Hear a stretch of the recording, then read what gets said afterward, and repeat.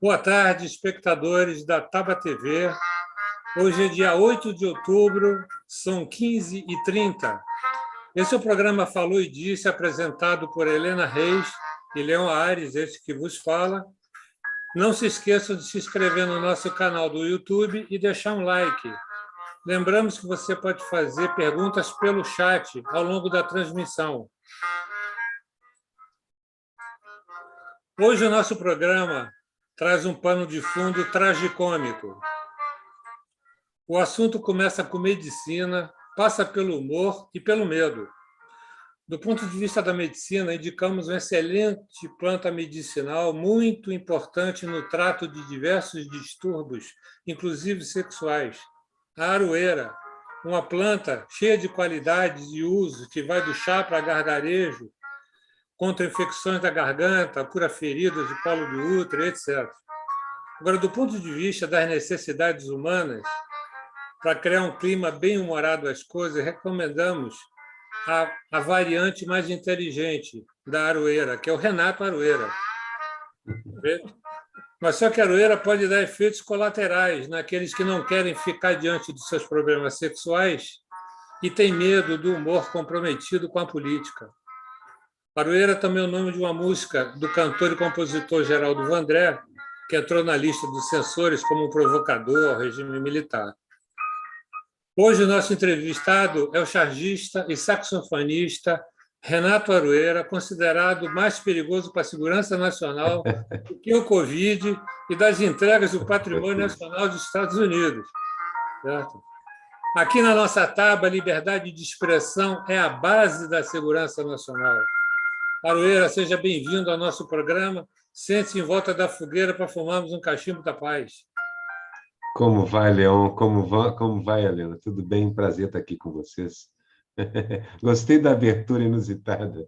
Realmente, a aroeira é uma planta, eu tenho até um pedacinho de aroeira, eles chamam de pau-ferro, porque não dá cupim, é uma planta muito resistente, uma madeira muito resistente, e é cicatrizante. Eu tenho também sabonete de aroeira, acredita? As pessoas me dão essas coisas. E eu acho bacana demais, acho muito legal. Exatamente acho. Helena, por favor. Sim. Ô, Aroeira, estou muito feliz de receber você aqui hoje, aqui no canal. Você que é esse homem múltiplo, plural, que nos arrebata pela sua verve e sutileza, quando traz um humor, né, para os fatos atuais, principalmente no terreno da política. Né? Mas antes de começar a falar do chargista emérito, um dos grandes humoristas dessas duas primeiras décadas do século XX, e muito tempo atrás, né? E que tem muita história para nos contar, e que eu acho que daria, não um, mas vários programas. Né? Mas eu quero começar, porque depois não vai dar tempo, a falar da sua veia artística no terreno da música. Aroeira, saxofonista, junto com a Cláudia Barcelo. Cláudia Barcelo, olha, meus parabéns, você é esposa do Aroeiro, e exímia violonista, ele. Violinista. Mas ela toca, como é que chama aquele outro? Violino, não é mole, não, violino. E eles formaram um trio junto com o Kiko Chaves. Depois o Leão vai se lembrar, porque a nossa prata da casa ainda vai ser o Kiko Chaves, porque ele já está na Taba TV, mas ainda não começou. E aí vocês três criaram o trio, né? O trio das quartas, sim, porque vocês sim. tocavam toda quarta-feira, né? Lá num bar que era na Toneleiros, esquina da Siqueira Campos. Depois eu vou me lembrar o nome, porque eu também não tenho tudo assim, né? Carioquês. Hã? É o Carioquês. Carioquês, isso mesmo. A gente começou lá. E aí eu ia lá às quartas-feiras, eu era assídua no Exato. Carioquês. Era muito bom. E eu quero que você fale dessa tua veia de músico, antes de entrarmos no assunto principal, que são as suas charges. Seja bem-vindo, tá bom? Muito obrigado, Helena. Assim, eu sou de uma família de muitos desenhistas e músicos. Eu tenho tem vários primos que são desenhistas, tem primos músicos também, meu irmão também é músico. E a gente cresceu com um violão ali em casa, todos os meninos aprenderam a tocar, todo mundo brincava com isso. Eu tive que aprender a tocar destro, eu sou canhoto, mas tive... Então, violão, eu sempre fui bem atrás. Meus irmãos todos tocavam melhor do que eu, porque eles tinham uma mão direita muito melhor do que a minha, né? Mas a gente se divertia e ali...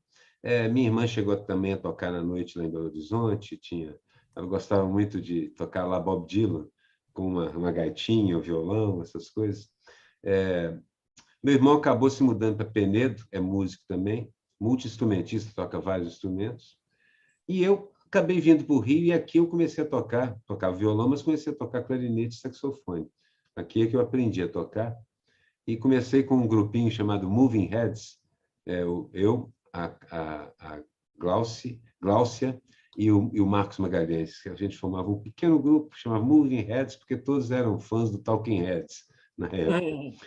E aí fui brincando de tocar na noite até que a coisa acabou ficando mais profissional, porque você começa a receber, né, o chapéu, o cachê, e aí, quando você olha, aquilo é parte do orçamento e você não pode mais deixar de fazer, porque senão alguma conta fica sem ser paga. Então, de certa maneira, foi assim. Quando eu e a Cláudia começamos, nos conhecemos, aliás, por causa de um show dos irmãos do Chico Caruso, que ele queria fazer um show sobre Paulo Conte, um músico italiano excepcional, uma espécie de Tom Jobim italiano, e eu precisava de um violinista, e acabei com o telefone da Cláudia na mão, chamei, fizemos o show, casamos, e daí fizemos o trio, onde a gente começou a trabalhar muito o choro, numa formação muito inusitada, porque é um 7 cordas, um sax tenor, e a solista principal, na maior parte dos shows, é a violinista. Então, eu fiquei muito com a função do contraponto, que é uma coisa... Por isso que eu falei que Pixinguinha é o meu santo de padroeiro, meu santo de devoção, porque ele é o mestre do contraponto no saxofone, com aquele melody dele maravilhoso, né? Dizem que a parte do contraponto do choro é muito do fraseado do Pixinguinha transcrito para os 7 cordas, etc, etc. Há uma influência muito grande disso, né? E esse é um resumo da minha história musical. Hoje eu toco no Cais do Oriente, no Rio, que é uma casa de um prédio muito antigo, do século XIX, um antigo armazém. São 2 prédios juntos, né? E eu toco lá com a dupla, com o Kiko Chaves, que é o 7 cordas que toca com a gente. E eu e ele fazemos um apanhado geral da música brasileira, de Djavan a Pixinguinha, fazemos Stormy Weather, fazemos standard de jazz, fazemos choros, alguns choros bem bacanas. E sempre aparece uma canja. O negócio de tocar em bares e coisas assim é que volta e meia aparece outro dia uma moça, a gente começou a cantar Mama África do Chico César e ela levantou correndo da mesma, moça linda, pediu o microfone e deu uma versão maravilhosa de Mama África lá com a gente. Surpresas que esse tipo de... Se alguém pergunta, vocês ensaiam quando? A gente não ensaia, quem toca na noite não ensaia, chega lá e toca. E aí vai aparecendo coisa e vai fazendo a vida numa jam. Admito que eu adoro fazer isso, me divirto demais tocando. A gente não ganha tanto assim, porque quem é do ramo sabe como é que está difícil fazer dinheiro. Mas agora que as pessoas estão voltando, e voltando com uma certa fome da música ao vivo, isso eu percebi, depois de 1 ano e meio de música só pela internet e tal, e também de uma década de música enlatando. Ótimo, gravações maravilhosas, mas aquela emoção de ouvir a música ao vivo, né? Se você se sentar um pouco à esquerda do trio, você vai ouvir um pouco mais do saxofone do que do violino. Se sentar no lado de lá, ou seja, até mesmo a equalização da música ao vivo é outra coisa. Eu acho que é uma experiência maravilhosa. Então, esse é o resuminho da minha atividade de músico. Sou compositor também, já fiz algumas músicas. Tenho um trabalho com uma cantora, uma jovem cantora chamada Renata Zé, que o Kiko Chaves também participa, e mais alguns músicos jovens, que é muito interessante, autoral, mais experimental. Então, a gente vai fazendo o que aparece, né? Assim, uma coisa do mesmo jeito que eu sou com desenho. Eu vou fazendo o que acontece de aparecer na minha frente para fazer. E que me agrade, que bata, que vá ao encontro das coisas que eu curto e penso. Né? É isso. Ó, estamos recebendo aqui o nosso convidado também, Hélio Mulaert, do Sindifisco, que... Hélio, seja bem-vindo aqui à nossa Taba. Como vai, Ed? Ok. Tudo bem? Um Você está abraço. entrando com celular também? Eu estava tentando entrar com o computador, mas não estou conseguindo. Aí eu passei para o celular. Funcionou. Ah, funcionou. Então vamos E lá. parece que você está batendo a campainha ali também. Não consegui aqui. Eu queria fazer uma pergunta aqui. Vamos lá. Uma pergunta: você já foi processado ou algo parecido por outros presidentes? Porque você já faz charge de presidentes e outras figuras políticas há muito tempo. Como é que é a sua vida diante desses caras? Tem muitos processos, esse foi o primeiro. De presidente, primeiro, assim, porque eu já tive uma carta aberta. Eu e vários chargistas recebemos uma carta aberta do Itamar Franco. Diz que ele reclamou que estava sendo linchado pelos chargistas.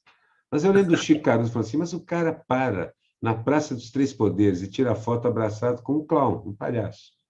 E tira aquela foto. É impossível que todos os chargistas do Brasil não fizessem charge no dia seguinte. Todos. Nós todos fizemos charge sobre isso no dia seguinte. Aí ele se sentiu meio perseguido. Mas foi mais uma coincidência, porque todos os jornais com aquela foto, no dia seguinte, 30 charges sobre Itamar Franco e o palhaço. 30, pelo menos. Isso foi a única reclamação.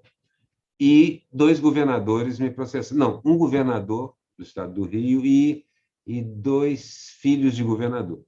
E depois o Bolsonaro, que me processou como candidato, tentou me processar como presidente uma vez por via indireta e acabou me processando pela Lei de Segurança Nacional. Mas foi arquivado, perdeu, ninguém viu crime de Lei de Segurança Nacional, quer dizer, ninguém viu o risco que eu realmente, como vocês todos estão vendo, o risco que eu realmente represento para o país. Né? Caroeira, você é um cara perigoso, realmente. Aqui, ó. Olha só. Eu acho engraçado uma coisa, o seguinte, muitos humoristas, aí, independentemente do Bolsonaro, que obviamente ele tem medo de uma série de coisas e todo cara com medo é perigoso que ele vai acabar reagindo e fazendo coisas do jeito que ele faz. Sem falar das questões ideológicas. Agora é o seguinte, muitos humoristas estão sendo processados sob acusação de preconceito. Né? Hoje em dia está complicado, tudo tem que ser politicamente correto. E, como dizia o Milor Fernandes, não existe humor a favor. E, como dizia o Milor Fernandes, não existe humor a favor. E, como dizia o Milor Fernandes, não existe humor a favor. E, como dizia o Milor Fernandes, não existe humor a favor. E, como dizia o Milor Fernandes, Isso é novo. Não, isso aí foi um eco de algum microfone. É o fantasma do Milor querendo dizer alguma coisa. Isso mesmo, ele reclamou, viu? A piada tem um preconceito natural, inteligente, entendeu? Que às vezes a gente não consegue expressar. Às vezes é o humorista que diz algumas coisas que a gente não consegue dizer. Perfeito? A aristocracia, eles tinham os bufos, os bufões, que ficavam contando história e sacaneavam o rei também. Ele poderia não gostar, mas tirava muito proveito. Fala. Mas eu tenho um cartoon sobre isso. Eu desenhei já há muitos anos, mais de décadas, 2 décadas, um cartoon em que os reis do baralho, rei, valete, a dama, estão lá naquele elevado, né? aquela construçãozinha de madeira com as cores e as bandeiras reais, assistindo a decapitação do Joker, do Coringa, do Bobo da Corte, com o pescocinho já ali no cepo, e ele diz assim para os reis, rei, valete, a dama, poxa, finalmente vocês me levaram a sério. Basicamente, o humor é uma crítica, eu concordo inteiramente com você. Mas é também uma escolha, olha só. Eu, por exemplo, eu prefiro bater em quem bate em todo mundo, de cara. É aquela coisa meio Paulo Freire, né? Assim, olha, eu não preciso bater numa pessoa que já é oprimida, que ela já leva a pancada do Estado, do capital, do empregador, do sistema de transporte, da saúde, do escambau. Eu não tenho que bater nela. Eu prefiro bater em quem faz aquilo. Então, eu não sou exatamente um humorista. Eu não sou um humorista. Eu sou um chargista. Eu estou na linha da charge. A charge começa a ganhar o peso dela, não a caricatura, não o desenho de humor. Isso está presente na história da humanidade em muitos séculos, muito antes do que a gente imagina, muito antes da Idade Moderna. Mas a charge ganha o seu prestígio no período que antecede a Revolução Francesa e no período que segue. Ali ela se constrói e entende para que ela veio. E a charge, a função dela, parece ser, desde o começo, de realmente espanar os poderosos. Uma charge que quase todo chargista já fez, eu usei outro dia num podcast que eu faço com o Miguel Paiva, que chama Charge Falada, é uma charge histórica, é do comecinho do século XIX, 1800 e pouca coisa. E a charge é exatamente já era depois da restauração, provavelmente. A charge era o imperador francês, o rei inglês, sentados na mesa de um restaurante, e o garçom dividindo na travessa o planeta em fatias. Olha, essa charge é do começo do século XIX. Eu já fiz. Todo chargista que eu conheço já, de alguma forma, colocou os potentados sentados à mesa, dividindo o planeta, o país, essas coisas. Eu estou dizendo isso para ilustrar o meu ponto. O meu ponto é o seguinte: a tradição da charge é bater nos governos. Quanto mais fortes, mais autoritários, quanto mais exclusivos, no sentido de quanto mais eles excluem gente, mais eles precisam apanhar. E mais o chargista bate em geral. Não que a charge seja sempre desse jeito. Há episódios pavorosos. Por exemplo, durante a ascensão do nazismo, havia jornais publicando charges antissemitas de uma violência e de uma virulência. Então, assim, a charge pode também ser usada para fazer o que não devia. Mas, no geral, a tradição da charge é ser frontalmente contrária. Digamos assim, o chargista tem problemas com a autoridade. Basicamente, o chargista é um cara que tem problemas com a autoridade e desenha isso para todo mundo entender. E vive tendo problemas com a dita cuja autoridade, né? Isso é bem normal. Então, ser processado é parte do meu Faz parte do dia, jogo. meu dia a dia. Ser processado pela Lei de Segurança Nacional é ridículo. Como diz o Chico Caruso, assim, que absurdo é esse? Como é que alguém vai processar uma piada? Quando eu recebi a notícia que eu iria ser investigado, eu fiquei pensando nisso. Como se investiga uma charge? Você pega a charge, olha para ela. Ou você entende ou não entende. E assim, se entendeu, você conta para quem não entendeu, e pronto, a charge está investigada. Se não entendeu, pergunta para quem entendeu. Pronto, a charge está investigada. Ô, Aroeira, eu quero te interromper, porque você disse que tem pouco tempo aqui, né, com a gente hoje. E aí, olha, eu te pedi que me mandasse as melhores charges que você fez, né? Então, eu selecionei duas. E essas duas eu queria que você falasse dela, né? Uma é sobre... tem até aí meu amigo que vai dar uma palhinha também, o Hélio Molaerte, porque você fez uma charge que diz: quem não chore, offshore não mama. Eu achei o offshore sensacional. Então, depois que você falar, eu queria chamar o Hélio, que eu quero aí, eu vou fazer uma pergunta para o Hélio, que ele é do Sidfisco. Olha só. Vocês estão vendo a charge aí? Eu estou vendo aqui na tela. Isso. A frase é do meu primo, aliás, xará do Hélio Speziale Aroeira, que é poeta e escritor e trabalha em publicidade lá em Belo Horizonte. É um frasista muito bom. E ele fez essa frase, eu vi no Facebook dele, falei assim, mandei, Elinho, eu tenho que desenhar isso.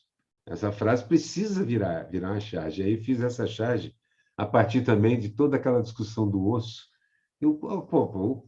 Afinal de contas, o Guedes também está vivendo de osso. Só que os ossos que ele come são humanos, né? Porque basicamente ele arranca daqui e deposita lá debaixo do tapete protetor das Ilhas Virgens. Mas a frase eu também curti muito quando eu vi, é do Elinho, querido Elinho. Então, olha só, quero dar a palavra para o Hélio Molaerte, que ele também tem uma pergunta para te fazer, e depois eu que vou perguntar para o Hélio. Tá bom, Hélio?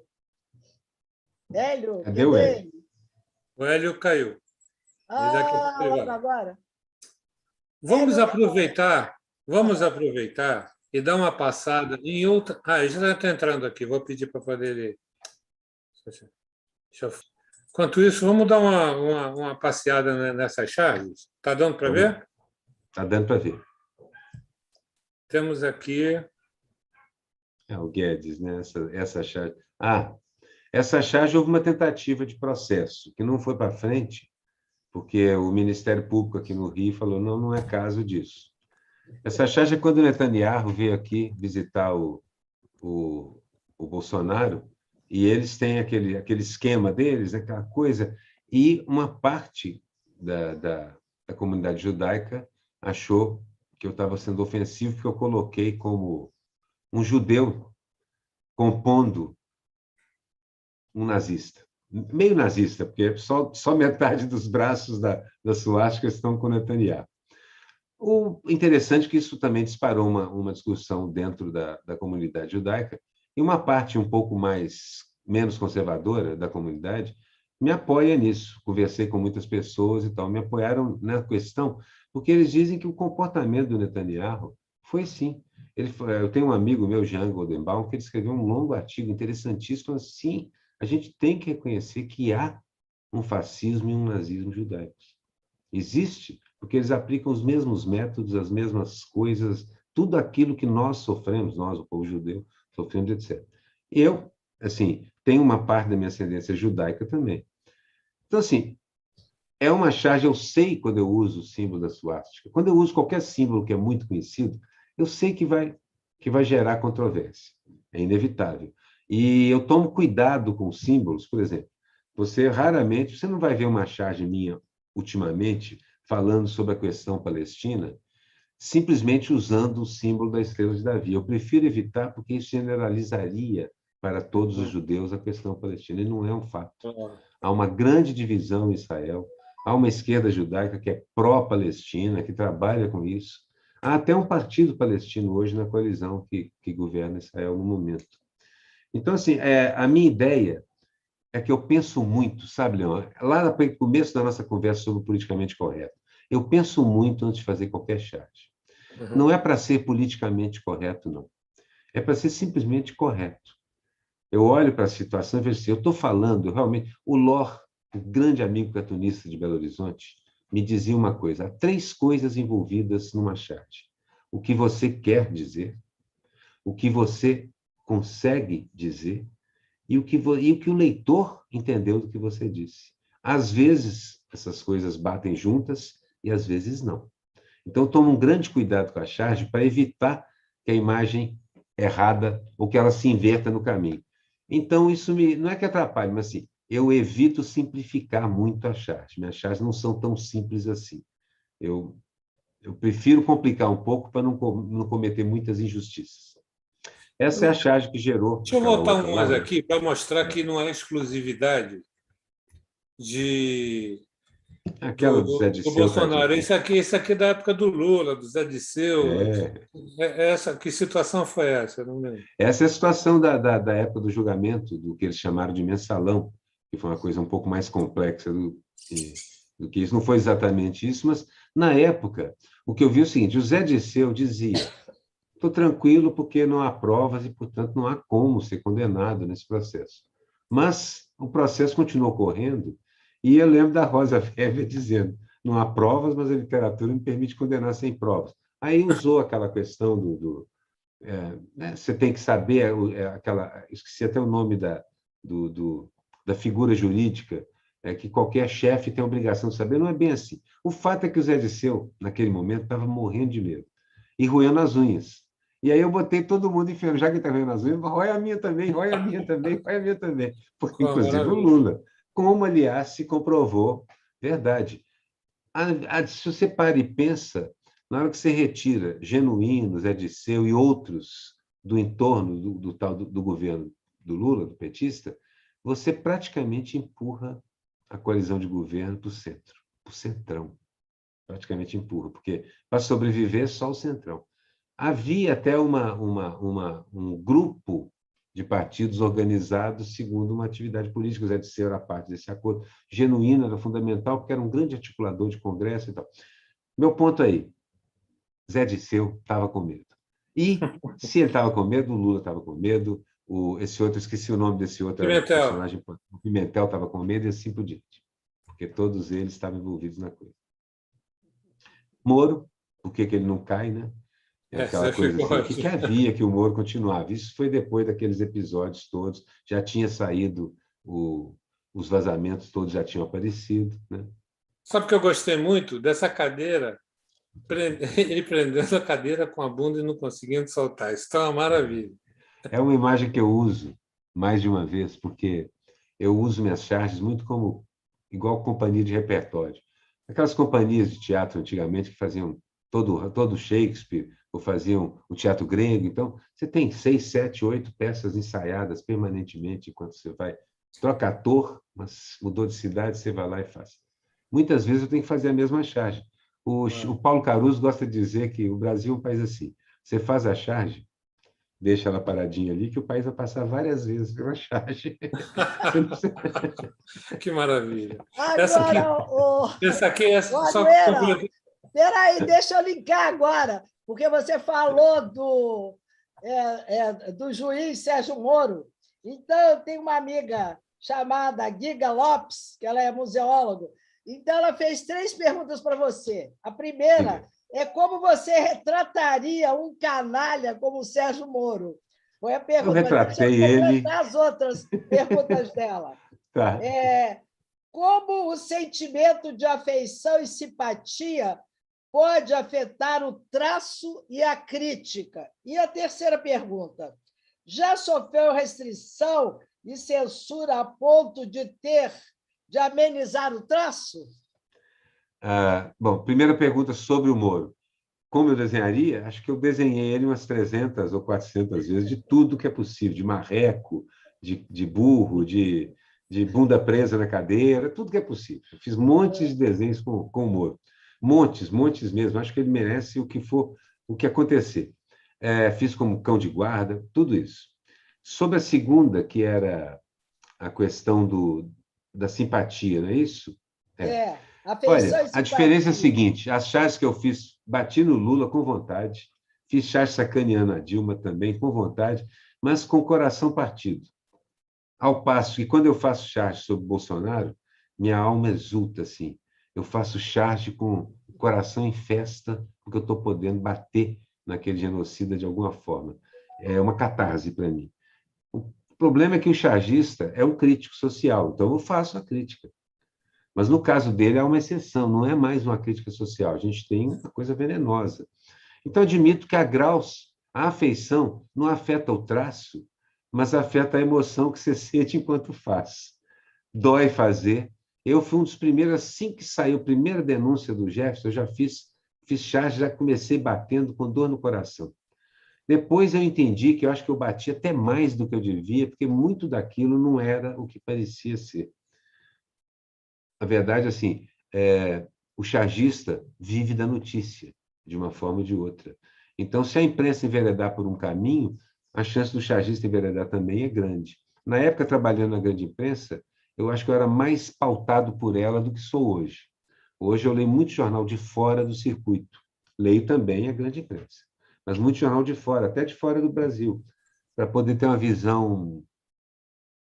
Já que eu não tenho salário de nenhum jornal, para poder ter uma visão um pouco mais independente, entendeu? Sou um desempregado da mídia, né? Por falar em jornal, eu quero linkar uma pergunta feita pelo Chicão, que eu chamo Chicão do Planalto, mas ele diz que é o Chicão do Remo, não sei se você conhece. Então, ele pergunta o seguinte: como você se sente com o pouco espaço jornalístico de hoje em dia? Porque antigamente tínhamos a Última Hora, o Dia e o Pasquim. Tá. E aí, hoje, a coisa não há mais. E aí ele fala também dos cartunistas, como o Jaguar, o Angeli e o Ikenga. Ikenga, genial mestre Ikenga. Olha, eu vou responder o final da outra pergunta, que é o seguinte. Se eu já sofri censura, fui muito censurado. Em quase todo jornal onde eu estive, eu tive charge barrada. Não é que eu tenha que ter mudado, amenizado, eu tinha charge barrada, tinha que fazer outra. Cheguei a aprender um truque que quase todo chargista usou na vida, que é o seguinte: você faz uma charge ou esboça um desenho cabeludaço e leva para o editor, ele fala, não, não, de jeito nenhum. Aí depois você leva para ele o desenho que você queria passar, que é cabeludo, mas perto daquele não era. E ele passa. Então, todos nós já usamos esse truque várias vezes. Agora, para a pergunta do espaço. O espaço para a charge é até menor do que o espaço que a mídia ainda tem. Os jornais acabaram, estão acabando, porque até o modelo de negócio não funciona mais.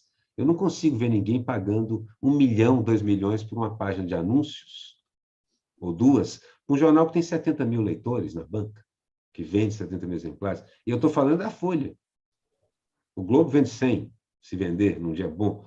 E tem tantos assinantes? Mas o assinante é outra coisa. O fato é que não há mais interesse. O cara bota 20 mil reais no Felipe Neto e vai ter um alcance muito maior do que esse R$ 1 milhão. Então, o modelo está ferrado.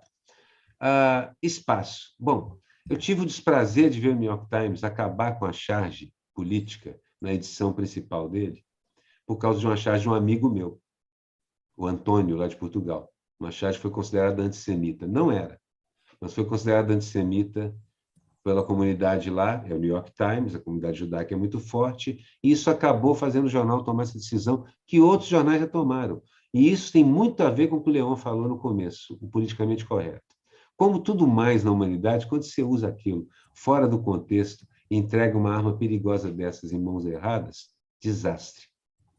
Desastre, porque nós estamos vivendo também um momento hoje assim, todo mundo é muito sensível, então as charges todas começam a ser criticadas, o chargista começa a virar vidraça, começa a ser criticada. Eu acho que a charge deveria poder dizer o que quiser. Depois, a gente depende muito da ética do próprio cartunista. Eu acredito na liberdade de imprensa e de expressão porque eu prefiro saber o que um imbecil está dizendo e aonde ele está, do que eu não ouvir o que ele está falando e ele começar a dizer isso por baixo do pano, subterraneamente, e um dia o fascismo faz pop, porque a gente nem sabia que essas pessoas estavam falando. Então, para começar, eu sou um defensor de toda a liberdade de expressão possível. Prefiro saber. Mas é importante que a sociedade tenha um salvaguarda contra os doidos que querem usar a liberdade para acabar com ela. Isso é que é fundamental. É essa equação que a civilização tem que responder. Então, acho que isso responde praticamente toda a pergunta no que concerne. O chargista precisa pensar no que faz, mas eu acho que todo mundo que fala com milhões de pessoas, milhares, tem que pensar no que está falando. Tem que ter juízo e responsabilidade. Olha só. Outra coisa, eu prefiro não ofender nenhuma identidade, nenhuma raça, mas religiões, eu acho uma coisa à parte. Religião é um processo complicado e ela tem tanto peso cultural que eu acho que a gente tem que poder criticar as religiões, sim. Porque religiões, embora façam coisas maravilhosas, são pedófilas, impedem a mulher de existir, fazem tudo de errado também. E não há como negar isso. Até budista, a gente viu cenas de Mianmar, até budista faz coisas do coração sangrar de tristeza. Exatamente. Então, vamos passar a palavra para o nosso amigo Hélio Mulhaert, que está querendo fazer. Por favor, Hélio, abre o seu microfone, por gentileza. Que ele está desligado, só para poder você fazer. Isso, pode fazer a pergunta. Fazer uma pergunta. Eu estou muito honrado aqui de participar, né? Eu estou lembrando o seguinte, que o Aroeira, ele criou um personagem, né, para o Tributal Super Ricos, né, uma personagem chamada Niara, né, que é uma personagem muito interessante porque ela retrata, né, a África no Brasil, né, e tem tudo a ver com o que está acontecendo hoje no nosso país, né, essas questões sociais, né? Eu sou membro do IJF, Instituto de Justiça Fiscal, que é presidido pela Maria Regina, o Dão Real também, é vice-presidente, né? São E eu os sou um autores, membro meus coautores. e acho muito interessante o trabalho que eles fazem. Hã? São os Eu meus acho muito coautores. interessante o trabalho que eles fazem, exatamente, do tribunal, de tributar os super ricos, que é uma questão que se insere nesse momento, né? Principalmente, né? Porque a gente está vivendo uma crise, talvez uma das maiores crises do Brasil, né? É mundial também, mas no Brasil ela está se processando mais fortemente, né? E uma única saída, isso fica claro nas discussões que o JF tem feito, é você tributar os super ricos, que são muito pouco tributados aqui no Brasil, né? Ao contrário do mundo todo, da grande maioria do mundo todo, né? Até Estados Unidos e Europa, que são a referência que nós temos, né? Eles tributam muito mais os super ricos e os ricos, né? Mas a ideia seria tributar essa personagem, essa Niara, que eu acho que é interessante abordá-la aqui, né? Nesse momento. É minha personagem predileta no momento, assim, no sentido de que eu gosto muito de fazer charge, adoro fazer charge o cartoon, mas eu acredito muito no papel didático do desenho de humor. E a Niara vai nessa direção. Ela é feita por um coletivo, quer dizer, a gente tem as ideias de temas, quais são os temas que estão acontecendo, tenta conectá-los com essa ideia da tributação dos super ricos, porque a verdade é que mesmo no mundo onde os super ricos são muito tributados, alguns deles dizem, precisamos de ser mais tributados. Até mesmo alguns bilionários têm dito isso. É porque a questão está ficando óbvia demais. O fosso é tão gigantesco que deve assustar, inclusive, quem está no lado. Parece aqueles filmes de ficção científica de distopia. O muro gigantesco, a cidade linda lá dentro, aqui fora, o desastre. Esse desastre está crescendo. Então, até mesmo bilionários e trilionários começam a dizer, queremos pagar mais tributos. Tá, eu entendo que é salvar os anéis, entregar alguns anéis, salvar os dedos, mas é muito importante caminhar nessa direção, porque, de alguma forma, a gente tem que impedir esse fosso de se ampliar. No Brasil, a situação é muito grave, porque a gente, ainda por cima, não... Eu aprendi durante a feitura desse personagem, já estamos na tira 20, nós já temos muitas tiras, você nem tem nem noção do número ainda. Aprendi, nesse processo, como o rico brasileiro é muito subtributado. Ele não paga sobre lucros e dividendos quase nada. As situações de exceção são maiores que qualquer coisa. E o pobre, gente, a verdade que a gente sabe é essa. O pobre paga uma carga de imposto gigante porque, em alguns casos, vai quase metade do que ganha porque ele consome.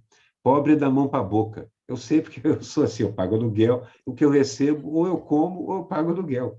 Pobre é da mão para a boca. E você paga impostos nesse processo de consumo, porque o imposto de consumo está lá. No geral, eu acho assim, justiça fiscal, que é com que o Hélio trabalha, é uma das ferramentas mais importantes para diminuir a desigualdade do mundo no momento. Porque, embora eu seja um cara de esquerda e tudo mais, tenha lido todo o Marx e todo o Lenin e Trotsky, que eu consegui ler, não vejo nenhuma serra maestra no processo do planeta, não vejo nada realmente violento que possa mudar. O que eu vejo é muita desigualdade. E a gente precisa imediatamente, igual o Betinho dizia sobre a fome, começar a diminuir essa desigualdade antes de qualquer coisa, até para poder fazer chegar a educação e tudo mais que vem com a diminuição do fosso. Então, apesar de ser um cara totalmente do lado dos trabalhadores, eu acho que provavelmente a ferramenta mais importante que ele tem na mão é a que a Niara está tentando explicar para a população. É aumentar a justiça fiscal, diminuir a atual injustiça fiscal, na verdade. Essa é uma discussão interessante, porque a tributação de grandes fortunas não é uma proposta socialista, é capitalista mesmo. Exatamente para poder você frear as grandes fortunas que acumulam demais e faz com que o dinheiro circule rapidamente pela economia, o que é muito ruim. Ou seja, o dinheiro não fica. Isso, então eu acho que a gente tem que aproveitar exatamente essa situação, que apesar de ser uma proposta socialista, para poder a gente entrar, para poder tentar tirar esse atraso que o Brasil está, que está numa situação que aqui se acumula à vontade, o dinheiro rola com rapidez muito... Muito bem dito, Leon. Concordo inteiramente com isso. Realmente é o seguinte, é o que muitas vezes a gente esquece de pensar no efeito colateral das coisas. Eu aprendi, aos 67 anos, que qualquer coisa que aconteça no mundo, pode ser um cataclisma natural, uma crise econômica, um problema político, um desastre, vai bater em quem está lá na base da pirâmide. É quem vai pagar o pato desse negócio de qualquer forma. Então, nós Exatamente. temos que diminuir esse espaço de desastre. Helena, eu sei que você quer falar, seu microfone está fechado. Abre seu microfone, por favor. Isso. Clica no microfone aí para poder abrir, para poder você falar.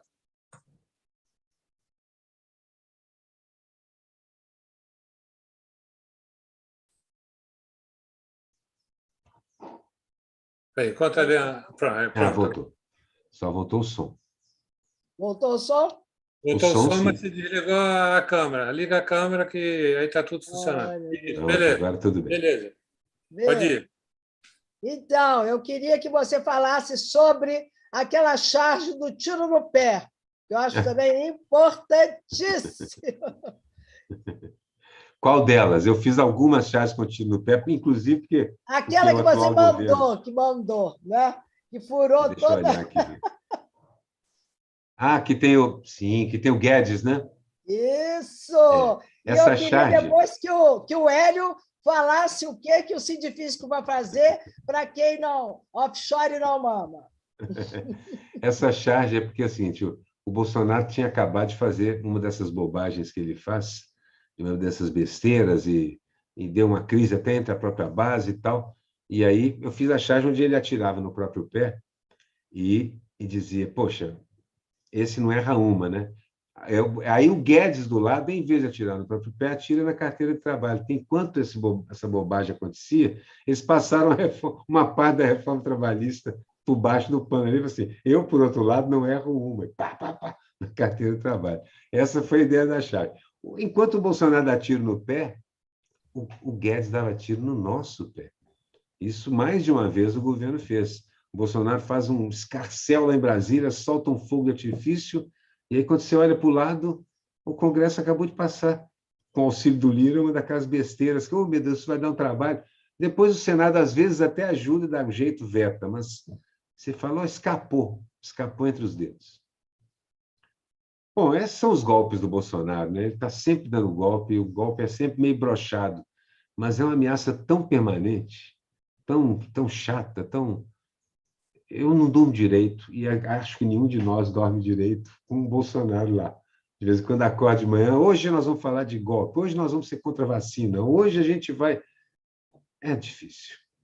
Acho que isso não é bom para a gastrite de ninguém. E por você falar em gastrite, você aumentou a gastrite quando você foi enquadrar na lei de segurança? Muito. Eu sou usuário de gastrite há décadas, mas realmente eu tive uma série de crises, porque mesmo rapidamente o pessoal se organizou, uma defesa, etc., tudo isso. Mas você não leva uma notícia dessa sem ficar ansioso, né? Angustiado, ansioso, tenso. Indo bem, aí você marca um depoimento, aí você vê que todo mundo é contra, mas o processo continua, e assim por diante. Você fala, não vai dar nada. E eu sempre falava para o meu advogado, falava para ele o seguinte, que é o Miro Teixeira, Miro, só consigo me lembrar do Zé Disseu dizendo, não vai acontecer nada, não há nenhuma prova contra mim. Aí ele falou, não, relaxa, vai dar tudo certo. Eu falei, só consigo lembrar do Zé Disseu, dizendo, não vai. Como não? Isso é o Brasil. Há uma charge do Dahmer que é exatamente isso, o cara está sendo na fisioterapia, e o fisioterapeuta tentando mexer, ele fala assim, relaxa. E o cara, relaxa, isso aqui é o Brasil, pô, como é que você vai relaxar aqui? Aroeira, tem uma pergunta aqui da Vera Versiani, que é musicista da família Versiani, que todo mundo conhece. Um abraço para a Vera, para o irmão César, meu amigo de adolescência. E ela fala o seguinte, Aroeira, como é a sua relação com o variado público para quem você toca sax, violão e canta? Você já foi agredido por algum ignorante, inescrupuloso e mal educado? Não. Tive medo disso um bom tempo. Tenho ainda um pouco, mas nunca fui. Inclusive, não misturo. Não conto também que eu sou cartunista. Assim, eu estou lá tocando. Esse aqui é o Kiko Chaves, aqui é o Renato Aroeira, a Cláudia Barcelos está aqui, a gente está tocando, né? vamos tocar agora isso, aquilo, falo do Tom, falo do Luiz Melodia, mas não, eu não misturo os dois porque eu já tive mais medo. Quando eu fiz essas charges com suástica, eu fui muito atacado nas redes por mensagem. Aí eu parei de fazer publicidade dos shows, parei de postar. Passei meses e meses sem postar. Porque eu fiquei com medo. Os ataques eram meio ameaçadores demais. Mas acho que isso passou. Olha só, ainda tem umas perguntas aí do público. Vamos lá? Helena, vamos fazer o seguinte. Ah. Vamos fazer o seguinte. Faz uma coletânea de perguntas, que a gente já está Tá, encerrando eu o vou programa. fazer Mais 10 uma última, minutinhos. incluindo duas pessoas. Uma Rosalice Fernandes e outras perguntas do Celso Bandeira. Então, é o seguinte, a Rosalice queria saber se no processo de construção de uma charge se passa pela desconstrução do fetiche e que você nos desse uma aula sobre isso. E o Celso pergunta como está a nova geração de cartunistas, de chargistas, e que ou se é um métier em extinção. E qual a sua fonte de inspiração quando você escolheu essa profissão? E se tem alguma charge que você considera a sua obra-prima? É igual escolher filho predileto nesse negócio de obra-prima. Se poxa, eu até gosto dessa, daquela outra. Nesse dia, eu acho que eu estava com a cabeça boa. Mas, sim, vou me lembrar de alguma. Eu gosto dessa charge que circula de vez em quando, do Estupidossauros Bolsonaros, que ela foi feita em 93. Aí o pessoal fala assim, toda hora aparece essa charge, Queroeira foi profeta. Não, Bolsonaro, quando eu fiz essa charge em 93, já fazia quase 10 anos. Não, fazia já 6 ou 7 anos que ele estava falando bobagens do tipo explodir quartel. Ele falava essas coisas. Então, eu não premonitei porcaria nenhuma. Ele era isso aí. O que eu não imaginava é que ele chegaria ao poder. Então, eu gosto dessa charge, porque é um enorme brontossauro, um estupidossauro com um cérebro minúsculo. E o título era a maior besta que já caminhou sobre a face da Terra. E era o Bolsonaro jovem, e o dinossauro com aquelas patas gigantes, as patas calçavam coturnos militares. Eu gosto dessa charge. Gosto dela, acho que ela é um cartoon que obedece às regras, que ela usa o texto, faz de tudo um pouquinho. A primeira pergunta, sobre o fetiche. Eu não sei se eu compreendi a pergunta, mas eu vou tentar responder o seguinte. Mais de uma vez, eu tive que receber críticas de charge por usar uma imagem que alguma mulher, um jovem negro ou um defensor de animais ficou ofendido. Por quê? Porque eu usava aquilo e não refleti sobre o papel que aquele tipo de imagem tem. E, na maior parte das vezes, essas pessoas tinham razão. Então, não sei se eu compreendi o que a pergunta quer dizer, mas eu fui aprendendo a evitar certas imagens que são muito comuns na charge, porque faz parte da tradição do desenho, mas que, na verdade, escondem um racismo subjacente e que não está visível demais, um sexismo, machismo, uma coisa desse tipo. Então, evito piadas que tenham uma conotação ofensiva com homossexualidade ou coisa que o valha. Se eu entendi, seria isso a pergunta. E tinha mais uma que era a inspiração, não é isso? Como eu resolvi virar cartunista, porque eu já gostava demais da Luluzinha, que era a minha tira predileta, depois vi o Karl Barks fazendo as histórias de Chupatinhas. Eu gostava mais do quadrinho até. E quando eu descobri a Mafalda, vários cartunistas e quadrinistas muito bons, quando eu descobri a Mafalda, eu descobri através da Mafalda os cartoons do Quino, e aí eu percebi que o desenho de humor, para que ele servia? Que ele tinha uma missão civilizadora, de certa forma. A partir daí, eu fui atrás mais da charge do cartoon. Então, de certa maneira, a minha inspiração original vem da Mafalda. Eu já gostava muito do desenho. Eu desenhava, já trabalhava com isso e tal. Já tinha ilustrado livros da minha mãe. Mas o surgimento da Mafalda na minha vida, ele disse para que o desenho servia, de certa forma. Entendeu? O Quino me disse isso. Foi minha grande inspiração para virar chargista. Helena, temos mais perguntas? Não, eu tinha uma outra pergunta para ele, sobre exatamente essa autoconsciência que ele trabalhou, eu ouvi ele falar numa outra entrevista, desse desenvolvimento, dessa autoconsciência até em relação à questão racial, e até a mãe dele o ajudou muito sobre isso. Sim, E aí também era pedagoga. Pois é. Pode dizer. E aí até queria fazer um link aqui no programa, eu sei que a gente não tem muito tempo, mas hoje eu tomei conhecimento que uma mulher maravilhosa, que se chama Josiane Peçanha, foi candidata da Prefeitura de Niterói, vice-presidente do Flávio Serafini, e desde o dia que ela se candidatou com o Flávio Serafini para esse cargo, ela vem sofrendo ameaça. E por que ela está sofrendo ameaça? Ameaça de morte, porque é negra. Então, ela virá na quarta-feira aqui no nosso programa para dar essa entrevista. Ela até me mandou uma carta em que ela explica essa história, mas a gente poderia, depois que você saísse, ô Aroeira, porque você vai ter que sair, a gente ainda ficasse um pouquinho aqui no programa para eu ler essa carta que ela explica essa história. Então, tá bom? então vou aproveitar para primeiro responder mais uma coisa da outra pergunta que eu esqueci, que é da nova geração. Estou encantado com a Marília, com a Mars, com os meninos da Folha. Estou encantado com o pessoal novo aí. São realmente uns craques. Eles desenham pra caramba. Interessante, porque muitos deles optaram por voltar para o natural e voltar a copiar o mundo natural. Porque minha geração caricaturou a caricatura. Muitas e muitas vezes a gente caricaturava um bonequinho já caricaturado, assim por diante, e fazia um traço mais solto. Mas eu vejo que, além disso continuar como uma sólida e bonita tradição do cartoon, uma parte dessa nova geração partiu do modelo vivo. Tem desenhos que já são mais na linha da Laerte, sabe como?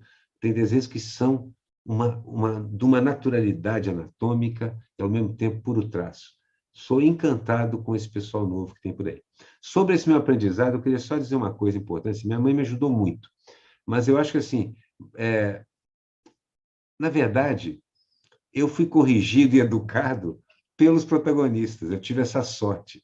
Foi há 30 anos atrás, no Diário da Tarde, um jovem rapaz negro me procurou para dizer: queria conversar com você. Eu tinha feito um achado sobre um menino de rua. E eu, sobre uma sacanagem, tal, uma denúncia, mas botei um menino negro.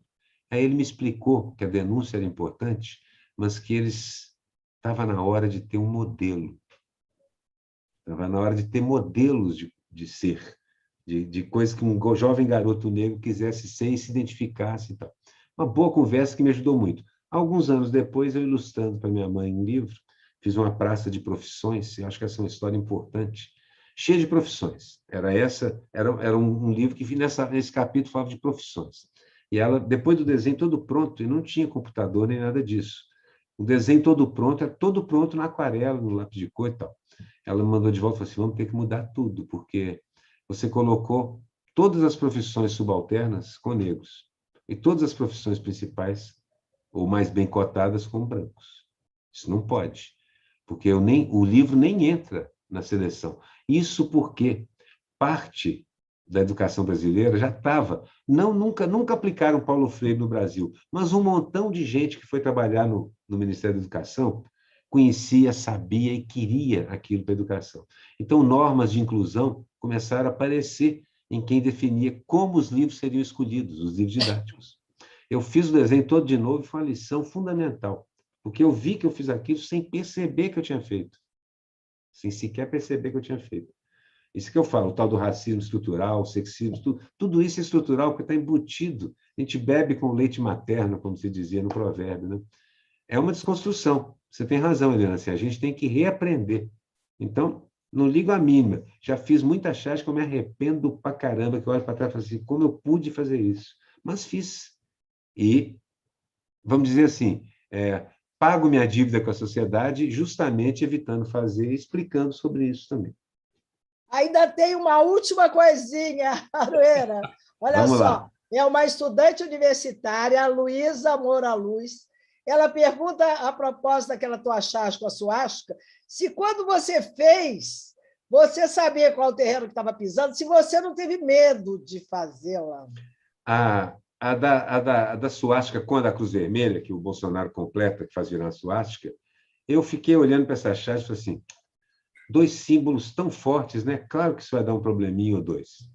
Eu achei que era um probleminha ou dois, deu um negócio gigante, mas sim, eu imaginei que pudesse dar alguma coisa. Então, Então, Símbolos são muito fortes. Você usa, e depois que você soltou, putz grila, se prepare para as consequências. Vamos lá. Então, estamos chegando ao final do nosso programa Falou e Disse, aqui na Taba TV. Hoje o nosso entrevistado é o nosso querido Renato Aroeira, um dos homens mais perigosos do Brasil para esse governo. Não diga isso, que vai que eles acreditam, Léo. vai que. Programa apresentado por mim, Leon Aires e Helena Reis. E hoje a gente tem o nosso distinto convidado e amigo, Hélio Mulher, do Sindifisco, que também participou desse programa. Muito obrigado, Hélio. Muito obrigado, Aroeira. Para vocês que estão assistindo, vão lá, inscrevam-se no nosso site, no nosso canal, dê um like, que isso vai ser importante para o nosso canal. Vou me despedir aqui de vocês. Agradeço muito a oportunidade. Foi um prazer falar e conversar com vocês. Fico à disposição. Adorei falar com você, Leon. Adorei falar com você, Leon. Prazer também, viu, Hélio? Porque estou trabalhando, sou um fã do pessoal do coletivo lá da Niara, porque, pô, a gente realmente se entende super bem. E, para mim, é bem bacana sair de uma atividade tão individual quanto é o desenho de humor e agir como se fosse na música, porque na música você toca com os colegas. E é bacana tocar com os colegas aí. Parabéns. Até logo, pessoal. Grande prazer. Grande abraço.